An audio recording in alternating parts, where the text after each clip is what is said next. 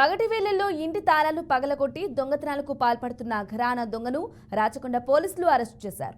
సిలంశెట్టి Venkataramana Alia scene అనే కరుడుగట్టిన దొంగను అరెస్టు చేసి 21 తులాల బంగారు నగలు, కిలో వెండి, ₹1,00,000 నగదును స్వాధీనం చేసుకున్నారు.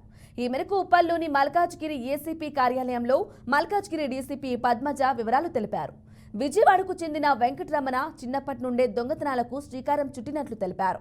ప్రస్తుతం జనగామాలో ఉంటూ 2 తెలుగు రాష్ట్రాల్లో దాదాపు 200 దొంగతనాలకు పాల్పడ్డట్లు సమాచారం.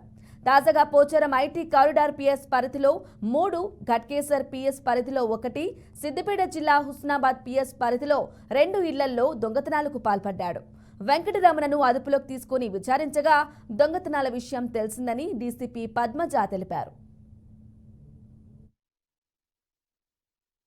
సో మనకు ఫస్ట్ కంప్లైంట్ 26th ఏప్రిల్ రోజు కంప్లైనెంట్ స్వాతి వాళ్ళ ఇంట్లో వాళ్ళు మార్నింగ్ అరౌండ్ 11 o'clockకి బయటికి వెళ్ళి తిరిగి మళ్ళీ సాయంకాలం 7:45 ఇంటికి వచ్చి చూసుకుంటే వాళ్ళ డోర్ బ్రేక్ చేసి ఇంట్లో ఉన్నటువంటి రూమ్స్లో అల్మెరాస్ అన్నీ కూడా పగలగొట్టి అన్ని వస్తువులు కూడా చిందరవందరగా పడి ఉన్నాయి.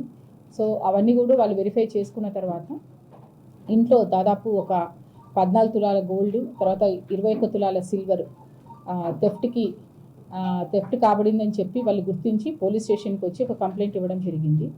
సో దానికి